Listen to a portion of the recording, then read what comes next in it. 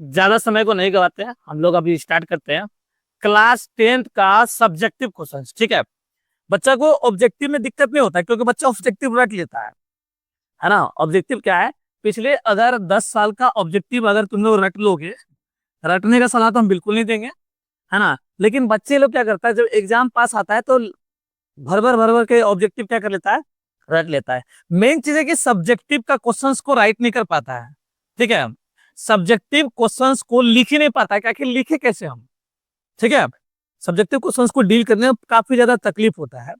तो आज हम लोग ये देखेंगे कि आखिर क्वेश्चंस कैसे पूछा जाता है, कितना टफ पूछा जाता है, क्योंकि ये जो है 2026 में जो पब्लिक हुआ था क्या, मॉडल सेट, तो मॉडल सेट के क्वेश्चंस हम सारा लगाए हैं। ठीक है, याद रखना, कभी कभी जैकबोर्ड क्या करता है कि किसी भी 2019 से लेकर 2025 तक में कोई ऐसा मॉडल सेट होगा जो हूबहू छाप देगा वो, ऐसा कई बार हुआ भी है।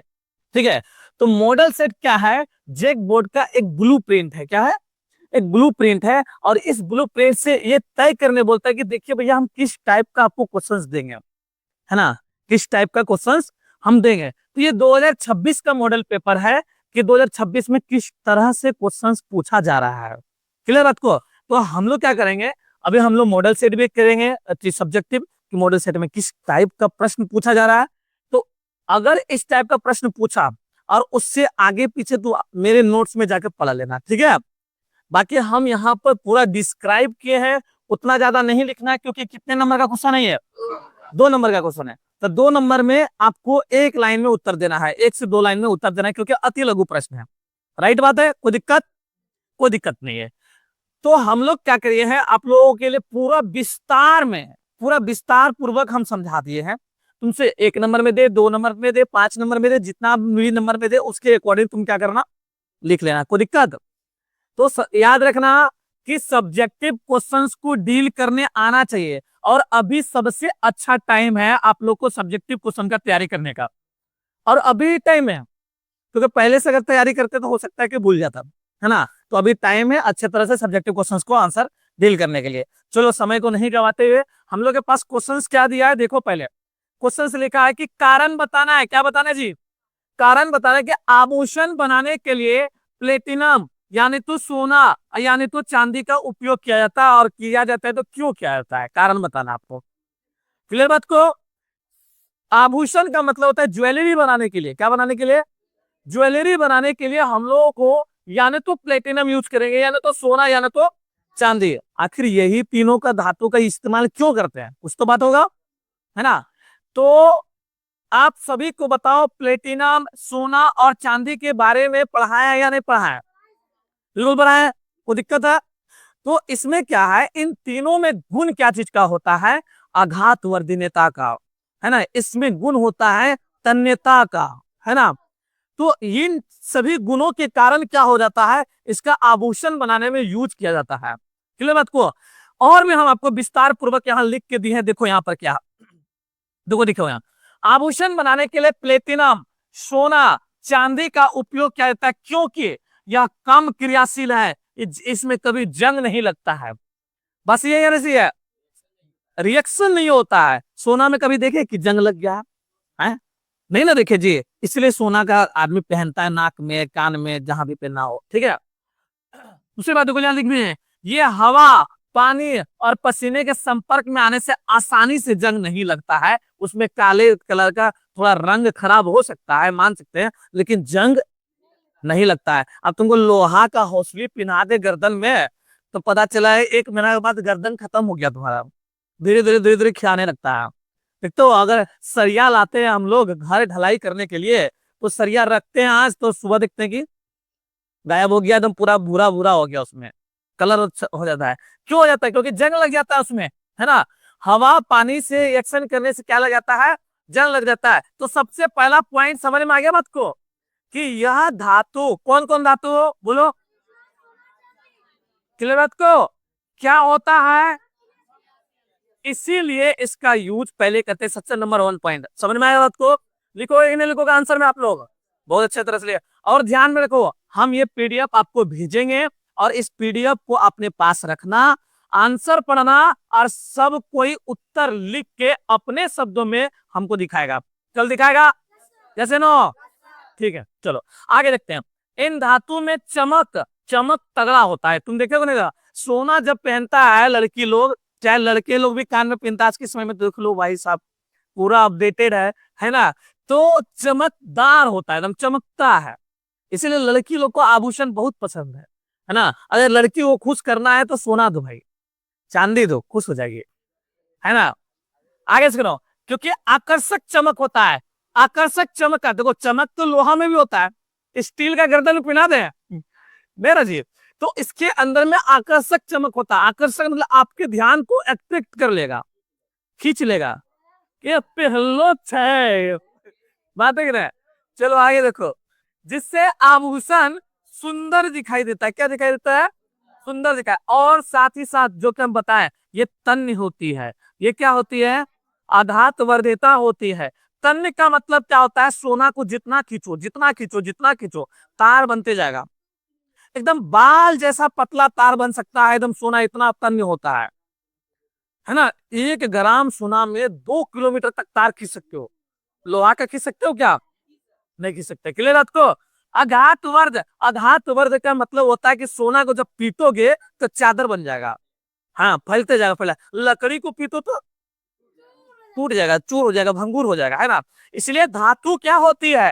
तन्य होती है और आघात वर्धिता होती है। तो सोना के चांदी में सबसे ज्यादा गुण पाया जाता है, इसीलिए इसका आभूषण बनाने में यूज किया जाता है। कोई दिक्कत नहीं सर। चलिए आगे बढ़े। ये देखो, इसे आसानी से पतली तार और मनचाहे आकार का ढाला जा सकता है। हमको जैसा आकार चाहिए वैसा ढाल सकते हैं, इसलिए ना हार का अलग अलग डिजाइन बनाया जाता है कि नहीं। आगे सुनो, निष्कर्ष हम लोग को फाइनली इसका उत्तर यही लिखना है कि प्लेटिनम सोना और चांदी टिकाऊ भी होता है, चमकदार भी होता है, कम क्रियाशील होने के कारण इसका आभूषण में यूज किया जाता है। तो मेन निष्कर्ष अपना ये है। क्लियर बात को। ये लिख देंगे हम लोग, 2 नंबर मिल गया। बाकी हम तुमको पूरा एकदम विस्तार पूर्वक समझाया है, ठीक है, विस्तार पूर्वक समझाया ताकि तुम्हारे तुमको जब क्वेश्चन आए एग्जाम में तो कोई तरह का समस्या उत्पन्न ना हो। क्लियर बात को। समझ में आया नहीं आया? आगे समझ में? चलो आगे बढ़े। नेक्स्ट क्वेश्चन देखो भैया, कौन सा है क्वेश्चन? देखो तगड़ा क्वेश्चन लाया है ना। अगला क्वेश्चन क्या है कि कॉपर सल्फेट का घोल का रंग कैसा होता है? पहला क्वेश्चन पूछा है ना, कैसा होता है। लेकिन जब इसमें लोहा अगर डाल दिया जाए तो वह कैसा कलर का हो जाएगा? ये क्वेश्चन पूछा। कॉपर सल्फेट का रंग पहले बताया कैसा होता है, और उसमें अगर हम उसके विलयन में घोल में क्या करेंगे, अगर लोहा डाल देंगे, Fe डाल देंगे तो कैसा रंग हो जाएगा? बताओ। ये केमिस्ट्री का चैप्टर 1 में पढ़ा या नहीं पढ़ा? पढ़ा ना जी। लेकिन फिर भी हम तुम लोग को याद दिलाने के लिए पूरा विस्तार पूर्वक लिख लिख के लाए हैं। देखो सबसे पहली बात कि कॉपर सल्फेट यानी CuSO4, कॉपर सल्फेट का सूत्र क्या होगा? CuSO4। क्लियर बात को। उसका रंग कैसा होता है? नीला होता है। लोहा जैसे डालोगे, लोहा मतलब आयरन, आयरन का सूत्र क्या होता है? Fe। जैसे डालोगे कुछ समय के बाद क्या हो जाएगा? हरा हो जाता है। समझ में आया बात को? कोई दिक्कत, कोई समस्या? चलो बहुत अच्छा। समझ में आ रहा है कि ना आ रहा है? तो आप इसमें देखो, खाली फिलिंग फिलिंग द ब्लैंक्स भरना था। यहाँ भरेंगे नीला और यहाँ क्या भरेंगे? हरा। लेकिन अभी तक हम शांत नहीं हुए, और भी डिस्क्राइब किए हैं तुमको। तुम्हारा आंसर मिलेगा कि नहीं मिल गया? 2 नंबर मिलेगा कि नहीं मिलेगा? लेकिन हम और डिस्क्राइब कर दिए। क्या डिस्क्राइब कर दिए? देखो यहाँ पर, देखो भाई साहब, चलो देखो चलो देखो यहाँ डिस्क्राइब क्या किए कि कारण बता भी दिए कि कैसे होता है। पहली बात क्या, देखो लोहा जब तांबे से अधिक अभिक्रियाशील होता है, राइट बात है कि नहीं? लोहा जो होता है तांबा से क्या होता है? अच्छा, पहले लोहा में जंग लगेगा या तांबा में? लोहा में। जब लोहा में जंग लगेगा तो लोहा ज्यादा क्रियाशील हुआ कि नहीं हुआ? किसके तुलना में? तांबा की तुलना में। इसीलिए लोहा जब कॉपर सल्फेट के घोल में क्या कर देता है? तांबे को वो हटा देता है, मतलब विस्थापित कर देता है। तो कौन सा अभिक्रिया हुआ? विस्थापन है। देखो हम अभिक्रिया करके दिखा है। हाँ, Fe को CuSO4 के साथ किए तो FeSO4 और Cu बन गया। FeSO4 मतलब फेरस सल्फेट बन गया। वो भी कैसा कलर का होता है? ग्रीन कलर का होता है, इसीलिए। क्लियर बात को? समझ में आया कि ना आया? आया ना समझ में जी? चलो, समझ में आ रहा? तो इस तरह से उत्तर इसका लिख के लाओगे कि नहीं लाओगे? ठीक है, हम क्वेश्चंस का उत्तर चाहते हैं, अपने शब्दों में चाहते हैं तुम लोग को, ठीक है? क्लियर बात को? चलो देखो, तो हम लोग का फाइनली निष्कर्ष क्या निकला कि कॉपर सल्फेट का घोल नीला होता है और लोहा जैसे डालते हैं तो क्या हो जाता है? हरा हो जाता है, यानी फेरस सल्फेट का रंग क्या होता है? हरा होता है। चलो नेक्स्ट क्वेश्चन देखो, कितना सुंदर क्वेश्चन है कि सूर्य उदय मतलब समझ रहा है कि बात को? सूरज जब उगता है और सूर्यास्त मतलब सूरज जब डूबता है, सनराइज एंड सनसेट, है ना? सूरज जब उगता है और सूरज जब डूबता है तो सूरज कैसा दिखाई देता है? क्यों दिखाई देता है? क्वेश्चन एग्जाम में आता है, बहुत बार पूछा गया, बहुत बार क्वेश्चन क्या है परीक्षा में पूछा गया है, एकदम वायरल क्वेश्चन सही है कि पूछवे करेगा, क्रिया खा लिया है कौन जग बोर्ड, है ना? इस बार भी पूछेंगे, 2026 वाला में भी पूछेगा आपसे, चिंता ना करो, ठीक है? क्लियर बात को? तो ध्यान से समझना, क्यों होता है, क्यों का उत्तर हम पहले बता चुके हैं तुम लोग को, लेकिन फिर भी हम विस्तार पूर्वक बता रहे हैं कि रंग कैसा दिखाई देता है? सुबह सुबह लाल, शाम में भी लाल दिखाई दिखता है कि नहीं दिखता? थोड़ा बड़ा दिखाई देता है सूरज सुबह सुबह उगता है तो, है ना? क्यों? तो क्यों उस समय वायुमंडल बहुत ही मोटी होती है सुबह सुबह, है ना? उस मोटी परत से होकर गुजरता है तो बाकी का रंग छितर जाता है और लाल नहीं छितरता है ना? लाल नहीं छितरता है। क्लियर बात को? आगे देखो, सूर्य सूर्य के श्वेत प्रकाश में कई रंग होते हैं। कई रंग, कितना रंग होता है? 7 रंग होता है, ऐसे नो? इंद्रधनुष में 7 रंग बनता है कि नहीं बनता है? पढ़ा है कि नहीं पढ़ा है ना? और वायुमंडल में मौजूद धूलकण और क्या पाया जाता है? गैस, वो नीले प्रकाश के मतलब कि नीले रंग के प्रकाश को अधिक बिखेर देता है, मतलब कि चितार देता है ना? मतलब परिकीर्णन कर देता है, ठीक है?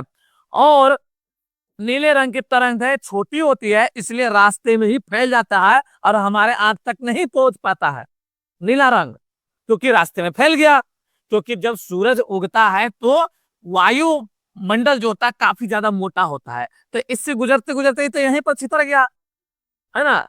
नीला रंग वही छितर गया। अब बाकी जो जिसका तरंग ज्यादा होगा वो हमारे आंखों तक पहुंच जाएगा, रेड कलर, ठीक है, लाल। समझ रहे आपको? इसलिए हम यहाँ पर लिखे हैं कि लाल रंग का प्रकाश जिसकी तरंग क्या होती है? बहुत होती है, इसलिए बिखरता नहीं है, वो सीधे हमारे आंखों तक क्या हो जाती है? पहुंच जाती है। इसलिए सूर्योदय होता है चाहे सूर्यास्त के समय लाल यानी तो थोड़ा ऑरेंज कलर का हम लोग को दिखाई देता है। क्लियर बात को? तो किसके कारण हुआ ये? परिकिरणन के कारण, प्रकाश के प्रकीर्णन के कारण ये घटना घटित होती है। लिख लोगे कि नहीं लिख लोगे? ठीक है, बहुत अच्छी बात है, ठीक है। आगे देखो, नेक्स्ट क्वेश्चन हमारे पास क्या लिखा हुआ है कि कार्बन के 2 गो अप्रूप हैं, है ना? एगो एक्स नाम है, दूसरा वाई है। कहता है कि एक्स सबसे कठोर प्रकृति पदार्थ है, ठीक है, जबकि वाई विद्युत का सुचालक है। तो एक्स वाई कौन है? पहला हीरा, है ना? क्या बोला? कार्बन के 2 अप्रूप है ना? एगो बहुत कठोर है और एगो क्या है? यानी विद्युत का सुचालक है ना? समझ में आया तब? ठीक है, वही बतवा हम लिख दिए जो आप लोग बोले कि पहला होगा हीरा और दूसरा होगा ग्रेफाइट, क्योंकि कार्बन का 2 अप्रूप यही होता है, ऐसे नो? ठीक है, क्योंकि हीरा जो होता है बहुत ही ज्यादा कठोर होता है। बोला भी क्या था? बोला था कि बहुत कठोर होता है ना? क्यों? क्योंकि कार्बन के परमाणु बहुत मजबूत बंधन से जुड़े होते हैं, इसलिए हीरा क्या होता है? काफी ज्यादा कठोर होता है। ग्रेफाइट जो होता है विद्युत का क्या होता है? सुचालक होता है। क्यों? क्योंकि इसके अंदर में मुक्त इलेक्ट्रॉन पाया जाता है, जिसके कारण क्या हो जाता है? ये विद्युत का चालन करता है। क्लियर बात को? आगे बढ़े? ठीक है, तो निष्कर्ष यही निकला, एक्स का मान हमारा हीरा होगा और वाई का मान क्या हो जाएगा?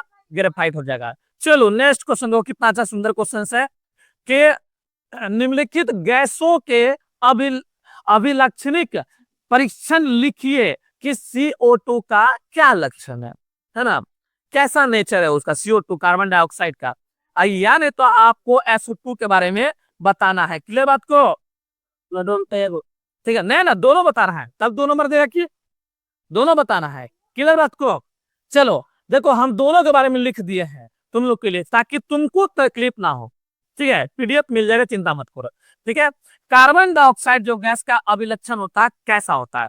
देखो, कार्बन डाइऑक्साइड गैस को चूने के पानी से प्रवाहित जब किया जाता है तो चूने का पानी क्या हो जाता है?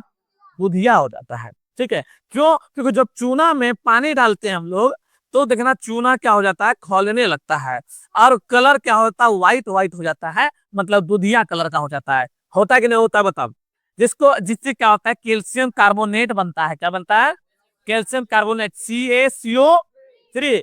अगर हम लोग चूना में, क्या चीज में, हाँ, अगर CO2 प्रवाहित करेंगे तो कैल्शियम कार्बोनेट बनेगा, प्लस में क्या बनेगा? जल बनेगा।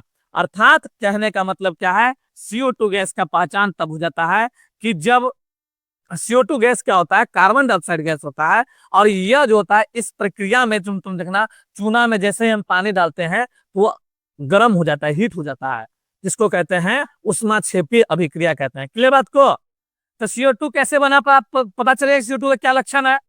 ठीक है, नेक्स्ट है SO2। क्या है?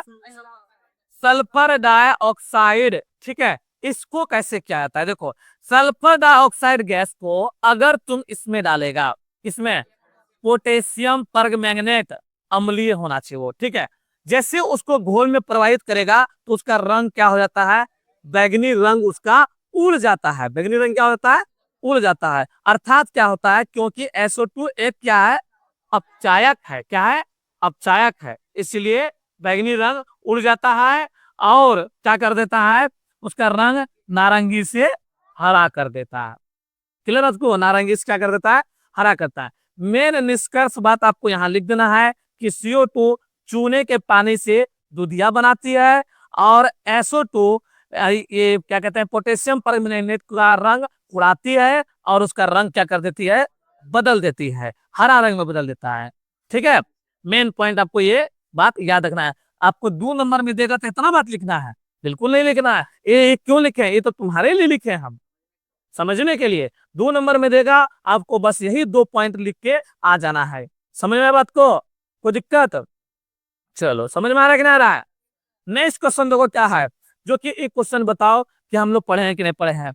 कि ना, प्रोपेनॉन के बारे में याद करो, प्रोपेनल के बारे में, प्रोपेनॉन के बारे में, प्रोपेनाइक एसिड के बारे में बताया कि नहीं बताया है ना? प्रोपेन में कितना कार्बन होती है पहले बताओ? कितना कार्बन? 3 कार्बन। कितना कार्बन? 3 कार्बन। बताया कि नहीं बताया? मतलब कि बताओ, इथ इथ में कितना कार्बन? 1 गो। मिथ में 2 गो। प्रोप में 3 गो। ठीक है, और ब्यूट में 4 गो। ठीक है, पेंट में 5 गो, हेक्स में 6 गो। क्लियर है कि नहीं क्लियर है? चलो आगे बढ़े। ठीक है, हम सभी के बारे में बता रहे हैं। देखो, सबसे पहले इसके बारे में जानो कि प्रोपेनॉन के बारे में। सबसे पहली बात है, यह एक कीटोन ग्रुप का समूह है। यस या नो? कैसे पहचाने? क्योंकि कीटोन ग्रुप का पहचान आता है CO। ठीक है, और ये सिंगल बॉन्ड से जुड़ा हुआ रहता है। ठीक है, और प्रोपेनल, ठीक है, यह किस ग्रुप का है? एल्डिहाइड ग्रुप का है, CHO।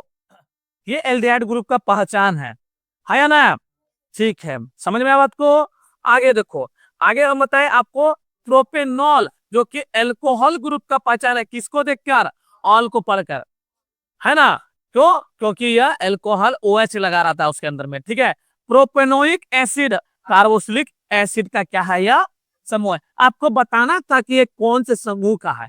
तो देखो ना, प्रोपेनॉल लिखा है। नॉन जैसे पढ़े थे कीटोन पढ़ लिए, नॉन जैसे पढ़े थे क्या पढ़ लिए? कीटोन पढ़ लिए, है ना? नॉन देखते साथ क्या है? कीटोन है। प्रोपेनल, नल देखते साथ एल्डिहाइड बता दिए। प्रोपेनॉल, नॉल देखते साथ कहते हैं एल्कोहल बता दिए। और प्रोपेनोइक एसिड, प्रोपेनोइक एसिड देखते साथ क्या बता दिया हम लोग? कार्बोक्सिलिक अम्ल का यह समूह का भाग है कि नहीं है? बताया कि नहीं बताया है? चलो, बहुत अच्छी बात है। आगे देखो, इसी चीज को हम लोग क्या कर दिए हैं, एक डिब्बा में बना के रख दिए तुमको कि अगर इस तरह से आएगा तो कीटोन ग्रुप का इस तरह से सिंबल होता है, एल्डिहाइड, अल्कोहल और कार्बोक्सिलिक अम्ल का इस तरह का होता है। क्लियर बात को? समझ में आया बात को? खाली तुमको बताना है कि कौन से ग्रुप का मेंबर है, आपको 2 नंबर मिल जाएगा। ठीक है, आधा आधा आधा आधा नंबर का है ये, है ना? उसके बारे में नहीं बताना है, बस बताना है कि कौन से ग्रुप का ये है। तो हम तो बताए थे आपको कि हिंदी में भी क्या देख के पकड़ लेना है, अगर सूत्र लिखा रहेगा तो इस चीज को देख के पकड़ लेना है। बताए नहीं बताए थे हम? ठीक है। तो ये सब चीज एक बार तुम लोग क्या करेगा, अपने नोट्स में भी क्या कर लोगे, झांक लोगे, एक बार रिवीजन कर लोगे। क्लियर बात को? क्लियर। ठीक है, आगे बढ़े। नेक्स्ट क्वेश्चन देखो। नेक्स्ट क्वेश्चन ये भी 2 नंबर का है और क्वेश्चन बहुत अच्छा क्वेश्चन है। क्या लिखा है, निम्नलिखित भागों में रक्त के प्रकार। रक्त 2 प्रकार का होता था, याद है, पढ़ाया था आप लोग को।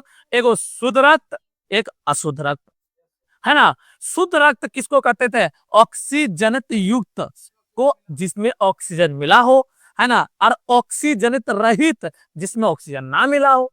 2 प्रकार का था कि नहीं था रक्त, ठीक है। उसका नाम बताना है और उस मार्ग का भी उल्लेख करना है कि किधर से किधर रक्त जाता है, किस माध्यम से, ओके, है ना, वो भी बताना है। शिरा से धमनी, धमनी शिरा, ये वाला बात पॉइंट बताना है ना। तो पहला पॉइंट क्या है कि फुफ्फुसीय धमनी और महाशिरा, इसमें बताना है कि कौन कौन टाइप में जाता है आपका, ठीक है, किस टाइप का रक्त इसमें फॉलो करता है, ये दोनों में, ठीक है। समझे बात को? देखिए, पहला जो है आपको बताएं कि फुफ्फुसीय धमनी, ठीक है, इसमें जो होता है कि विदाउट ऑक्सीजन वाला रक्त इसमें क्या होता है, बहता है। किसमें, फुफ्फुसीय धमनी में।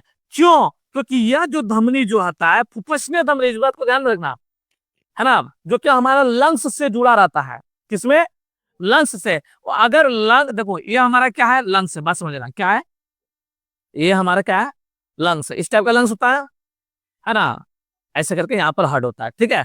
तो यहाँ पर जो हार्ट से पाइप जो जुड़ा रहता है, ठीक है, इसके अंदर में, तो इसके अंदर में जो ब्लड जाता है, बिना ऑक्सीजन वाला ब्लड जाता है। क्यों? क्योंकि ऑक्सीजन लेने के लिए जाता है उसके अंदर में, है ना। इसके अंदर में गया, ऑक्सीजन लिया, उसके बाद आएगा, है कि नहीं। तो इस फुफ्फुस क्या करता है, फुफ्फुस का मतलब समझ रहा है ना, ये लंग्स, फुफ्फुस का काम है ऑक्सीजन को मिलाना, तो ब्लड को, ब्लड में ऑक्सीजन को मिलाने का काम करता है। तो अभी जो जाएगा, अगर ऑक्सीजन वाला ही खून जाएगा तो फिर क्या फायदा उसको। तो बिना ऑक्सीजन वाला खून उसके अंदर में जाता है, कार्बन डाइऑक्साइड वाला, कौन सा, कार्बन डाइऑक्साइड, CO2 वाला जाता है, CO2 वहीं फंस जाता है ऑक्सीजन के साथ, ब्लड मिलके फिर दूसरे रास्ते से फिर क्या हो जाता है, हार्ट के अंदर में पहुंच जाता है। क्लियर बात को? फुफ्फुसीय धमनी याद रखिएगा, हृदय के दाया निलय, ठीक है, दाया निलय से बिना ऑक्सीजन वाला रक्त वो फेफड़े तक लेके जाता है, और रक्त जब शुद्ध हो जाता है तो ऑक्सीजन प्राप्त कर लेता है, तब उसको हम बोलेंगे रक्त क्या हो गया, शुद्ध हो गया, और फिर जाके दूसरा रास्ता से फिर क्या करता है, वहां से निकल जाता है। क्लियर बात को? तो ध्यान में रखिएगा। तो एकमात्र ऐसी धमनी है जो कि बिना ऑक्सीजन वाला ले जाता है, नहीं तो धमनी में क्या होता है, ऑक्सीजन लग जाता है ना। तो एकमात्र ऐसा धमनी है जिसमें बिना ऑक्सीजन वाला क्या हो जाता है, ब्लड बहता है, जिसका नाम है फुफ्फुसीय धमनी। क्लियर बात को? आगे हम लोग पढ़ेंगे महाशिरा के बारे में। महाशिरा, जिसको हम लोग हाँ कैप कहते हैं, है ना। तो रक्त का जो प्रकार होता है, एक होता है ऑक्सीजन रहित और एक होता था ऑक्सीजन युक्त, ठीक है। तो ध्यान में रहना, महाशिरा में क्या होता है, महाशिरा शरीर के विभिन्न भागों तक ऑक्सीजन रहित रक्त को हृदय के दाएं अलिंद तक पहुंचाता है। महाशिरा का काम क्या है, शिरा के अंदर में भी CO2 वाला खून क्या होता है, बहता है, और धमनी के अंदर में क्या बहता है, ऑक्सीजन वाला खून बहता है, O2 वाला, ठीक है। तो शुद्ध खून किसको कहते हैं, O2 वाला को, और अशुद्ध खून किसको कहते हैं। तो धमनी शिरा में क्या बहेगा, अशुद्ध खून, है ना। तो अशुद्ध खून पूरे शरीर से आकर हार्ट तक पहुंचाने का काम करता है महाशिरा, ठीक है। और एक होता है धमनी, एक होता है धमनी। धमनी में जो बहता है वो शुद्ध खून बहता है ना, शुद्ध खून बहता है। अब महाशिरा में क्या बहता है, अशुद्ध खून बहता है, कोई दिक्कत। लेकिन एकमात्र ऐसा धमनी है जिसमें अशुद्ध खून बहता है, वह है फुफ्फुसीय धमनी। क्लियर बात को? इस बात को ध्यान रखिएगा। चलिए देखो यहाँ पर लिख दिए, ये दोनों के अंदर में क्या होता है, बिना ऑक्सीजन वाला खून बहता है, ठीक है। ये दाया आलिंद से फेफड़ा में जाता है और शरीर से दाया आलिंद में जाता है, दोनों जाएगा दाया आलिंद में ही, ठीक है। मतलब कि दाया नीले से फेफड़ा में जाता है, दाया आलिंद में जाएगा, ठीक है। आगे बढ़े। चलो नेक्स्ट क्वेश्चन देखते हैं हम लोग कि क्या है। नेक्स्ट क्वेश्चन देखो, ये क्वेश्चन है, बहुत अच्छा क्वेश्चन है। क्या लिखा है कि बताइए वो पदार्थ जिसका नाम है एक्स, उस विलेन का उपयोग क्या होता है, क्या कहता है, देखो बताता है, कहता है एक्स पदार्थ का नाम लिखना है और उसका सूत्र भी बताना है। अच्छा क्वेश्चन पहले पूरा पढ़ो। कहता है कि सफेदी करने के लिए बताओ कौन से पदार्थ का यूज करते हैं, है ना, और उसका नाम भी लिखना है और उसका सूत्र भी लिखना है। उसके बाद क्या लिखा है, वर्णित पदार्थ को जल के साथ अभिक्रिया भी करना है। कर देंगे कि नहीं कर देंगे। चूना को हम जल से भी अभिक्रिया कर सकते हैं, नहीं कर सकते हैं। 3 नंबर में पूछा गया सवाल ये है। क्लियर बात को। देखो क्वेश्चन क्या गया था, देखो यहाँ पर ध्यान से समझिएगा। तो क्या है, जिसको हम लोग कहते हैं क्विक लाइम, है ना, जिसको CaO, इसी को हम लोग कहते हैं कली चूना। क्या कहा जाता है, कली चूना। ये चूना है, अभी फिलहाल क्या है, ये चूना है, सूखा जो चूना होता है हम लोग, ठीक है, वो चूना है। जब इस चूना का लिख दिया ना, इसका नाम भी लिख दिया, सूत्र भी लिख दिया यहाँ पर, ठीक है ना। आगे देखो क्या होता है, जब इसी चूना को हम लोग को क्या करना है, जल के साथ अभिक्रिया करना है। देखो कली चूना को हम लोग जल के साथ अभिक्रिया करते हैं तो बुझा हुआ चूना बनता है। बनता है कि नहीं बनता है। और साथ ही साथ ऊर्जा भी रिलीज होता है, इस बात को ध्यान रखिए जी, है ना, एनर्जी भी रिलीज होता है ना। इसी से क्या कहते हैं, स्लेट लाइम भी इसको कहते हैं हम लोग, है ना, बुझा हुआ चूना, इसको कहते हैं बुझा हुआ चूना। क्लियर बात को। आगे बढ़े। ये कैसी अभिक्रिया है, उष्मा क्षेपी। क्यों अभिक्रिया है उष्मा क्षेपी, क्योंकि उष्मा भी रिलीज होता है। क्लियर बात को। ठीक है, इस बार निष्कर्ष को देख लेना एक बार। आगे देखो एक आध दो क्वेश्चन और लिए हैं, है ना। 3 नंबर का क्वेश्चन बहुत तगड़ा क्वेश्चन है। कहते हैं कि दो चुंबकीय रेखाएं एक दूसरे को एक बिंदु पर प्रतिच्छेद करती है। क्या कहता है, दो चुंबकीय क्षेत्र रेखाएं एक दूसरे को एक बिंदु पर क्या कर रही है, प्रतिच्छेद करते हैं। तो क्या विरोधाभास उत्पन्न होगा, प्रतिच्छेद तो कभी नहीं करती है। चुंबकीय क्षेत्र रेखाएं कभी प्रतिच्छेद करती है, नॉर्थ पोल से निकलती है और साउथ पोल में लीन जाती है। कभी एक दूसरे को प्रतिच्छेद करती है, नहीं करती है। क्या लिखा है, विरोधाभास उत्पन्न होगा। इस आधार पर समझाइए कि चुंबकीय क्षेत्र रेखाएं एक दूसरे को कभी क्यों नहीं प्रतिच्छेद करती है, बता देते हैं, है ना। अगर प्रतिच्छेद करेगा वहां पर तो एक पॉइंट पे दो दिशाएं उत्पन्न हो जाएगी, जो कि यह संभव नहीं है। समझ आपको बताए थे बात को। देखो यहाँ पर चुंबकीय क्षेत्र रेखा पहले किसको कहते हैं, देखो किसी चुंबकीय क्षेत्र में दिशा और तीव्रता को दर्शाने के लिए जो केवल एक ही निश्चित दिशा होती है, उसकी हमेशा दिशा क्या होगा, फिक्स होगा। तीव्रता को दर्शाने के लिए किसी भी बिंदु पर चुंबकीय क्षेत्र का एक ही दिशा होगा, चाहे कोई भी पॉइंट पे लेंगे हम लोग, है ना, एक दिशा होगा कि नहीं होगा। कहता कि अब क्या करता है, मान लेते हैं कि दो चुंबकीय क्षेत्र रेखाएं एक एक बिंदु पर ही एक दूसरे को काट रही है। मान लेते हैं कि एक दूसरे को क्या कर लिया, प्रतिच्छेद कर रही है। जैसे ही प्रतिच्छेद करेगी तो पहली क्षेत्र रेखा है चुंबकीय क्षेत्र का दिशा बताएगी, ठीक है, और दूसरी क्षेत्र रेखा है दूसरी चुंबकीय क्षेत्र का दिशा बताने लगेगा। तो जब कटेगा तो इस कटते समय यहाँ पर दो अलग अलग दिशा कैसे बता सकता है, समझ बात को, क्योंकि एक ही दिशा बताता है। जबकि यहाँ लिखा है एक ही बिंदु पर चुंबकीय क्षेत्र का दो अलग अलग दिशाएं हो जाती है ना, दो अलग अलग दिशाएं क्या हो जा रही है यहाँ पर, हो जा रही है। तो जब दो अलग अलग दिशा हो रही है, जो कि यह संभव बिल्कुल नहीं हो सकती है, हो सकती है कभी संभव। यहाँ पर कंपास अगर लाएंगे तो नॉर्थ पोल या तो साउथ पोल ही बताएगा ना, कि दो अलग अलग दिशा बता देगा, एक नॉर्थ बताएगा साउथ बताएगा, बता पाएगा, नहीं बता पाएगा। इसीलिए कभी भी वह चुंबकीय क्षेत्र रेखाएं एक दूसरे को कभी भी नहीं करती है प्रतिच्छेद, ध्यान में रखना, ठीक है। अगर प्रतिच्छेद करेगी तो वहां पर दो डायरेक्शन उत्पन्न हो जाएगा, जो कि यह संभव नहीं है। समझ में आया बात को। 3 नंबर में आपको अच्छे तरह से विस्तार पूर्वक लिख के लाना है, ठीक है। निष्कर्ष हम यहाँ पर फाइनल उत्तर दे दिया है कि चुंबकीय क्षेत्र रेखाएं एक दूसरे को कभी भी प्रतिच्छेद नहीं करती है ना, है ना। यदि वह प्रतिच्छेद करेगा तो वहां पर क्या हो जाएगा, दिशा अलग अलग उत्पन्न हो जाएगा, जो कि यह संभव नहीं है, ठीक है। आगे देखिए, एक क्वेश्चन ये भी लिया है, शायद एक आध क्वेश्चन और होगा इसके बाद। कहता है कि आपके पास 2 बिलियन है, जिसका नाम एगो एक्स है दूसरा वाई है। बिलियन एक्स का पीएच मान 6 है, तो क्या है ये, अम्ल है, ये तारा, बहुत अच्छी बात है, अम्ल है। और वाई का मान कितना है, 8 है। तो बताइए कि इनमें जो है हाइड्रोजन आयन की सांद्रता ज्यादा किस में है, ऊपर वाले में नीचे वाला में, ठीक है। और कहते हैं कि कौन सा विलयन अम्लीय है और कौन सा विलयन क्षारीय है, नहीं बता पाएंगे हम लोग। ये बहुत अच्छा बात है, बहुत अच्छी बात है, ठीक है। हम यहाँ पूरा विस्तार पूर्वक लिख दिए हैं आपको कि तुमको पता है जब 7 के बराबर होता है उसको कहता है तटस्थ विलयन। 7 से अगर कम होगा तो क्या होगा, अम्लीय होगा। 7 से अगर ज्यादा होगा क्षारीय होगा, कैसे ना, ठीक है। और H प्लस की सांद्रता अम्ल में ज्यादा होती है, आया ना, ठीक है। और क्षारक में OH माइनस की होती है ना। कहते कि पीएच में जितना कम होगा, यहाँ लिखते थे क्या लिखा हुआ, पीएच मान हाइड्रोजन आयन की सांद्रता के बीच में क्या संबंध है, ध्यान में देखिए यहाँ पर। कहते पीएच जितना कम होगा उसमें उतना ही H प्लस की सांद्रता अधिक होगा, कैसे नो, क्योंकि वो क्या है, अम्ल में पीएच मान कम होता है कि नहीं, ठीक है। तो ध्यान में रखिएगा, अगर वो 6 है तो अम्ल है, अगर वो 8 है ये क्षार है। तो जिसमें कम होगा उसी में सांद्रता ज्यादा होगा। पूछा भी गया कि सांद्रता किसमें ज्यादा होगा, जिसमें कम होगा, पीएच मान 6 वाला का, है ना, ठीक है, बहुत अच्छी बात है। आगे देखो हम यहाँ पर लिख दिए तुमको अच्छा तरह से, यहाँ पर देखो, हाँ, कहता है कि अम्ल और क्षार विलयन की पहचान कैसे करेंगे।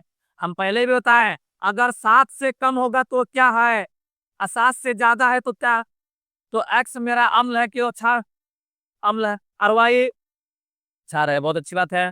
क्लियर बात को, यहाँ लिख दिए कि अम्ल क्षार कौन है, ठीक है, इस बात को ध्यान में रखना है।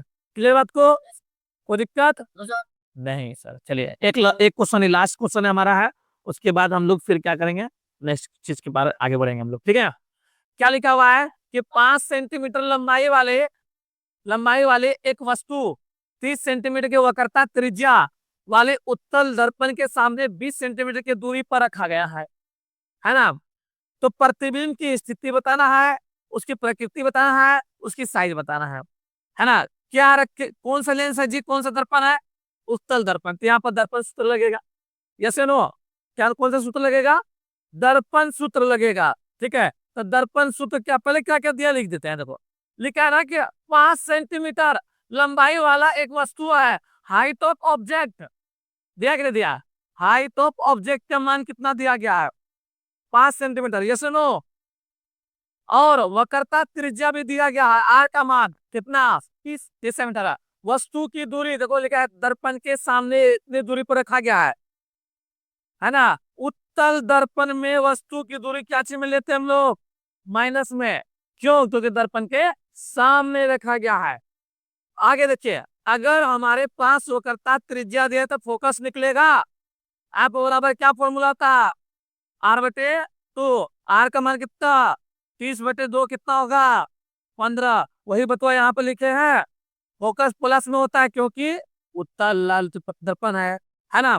दर्पण सूत्र क्या होता है, 1/f बराबर 1/u, 1/v प्लस 1/u होता है कि नहीं होता है, ठीक है। चलो इस सूत्र पर बैठा के हम लोग निकालते हैं, 1/f बराबर 1/v प्लस 1/u, याद रहेगा ये कौन सा सूत्र है, दर्पण सूत्र है, पता है कि नहीं पता है, चलो अच्छी बात है। 1/f का मान निकाले थे हम लोग कितना, 15, 1/v का मान नहीं है, यही तो निकालना है, प्रतिबिंब की दूरी निकालना है, नहीं निकालना है, प्लस में u का मान दिया है हमारे पास -20, कितना, -20, 1/आई को -20 इधर लगाया जाए, प्लस हो जाएगा, ठीक है, बहुत अच्छी बात है।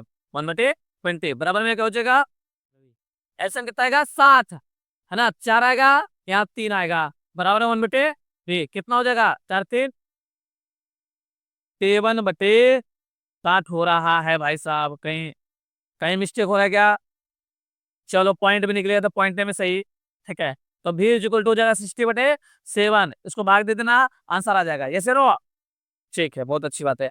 तो हम लोग सभा को यही पर क्या करते हैं, समाप्त करते हैं, फिर हम लोग एकदम अच्छा अच्छा क्वेश्चन लाएंगे। ये अभी बस 3 नंबर वाला क्वेश्चन था, कल हम लोग 5 नंबर वाला क्वेश्चन को कैसे डील किया जाता है वो चीज को समझेंगे, ठीक है। क्लियर बात को, कोई दिक्कत, बाकी जितना अभी हम करवाए उस सभी क्वेश्चंस का उत्तर अपने शब्दों में लिख के लाना, तुमसे नर्म निवेदन है, 30 दिन तक ऐसे करेगा तो क्वेश्चंस आंसर लिखने सीख जाओगे तुम लोग अच्छी तरह से, ठीक है।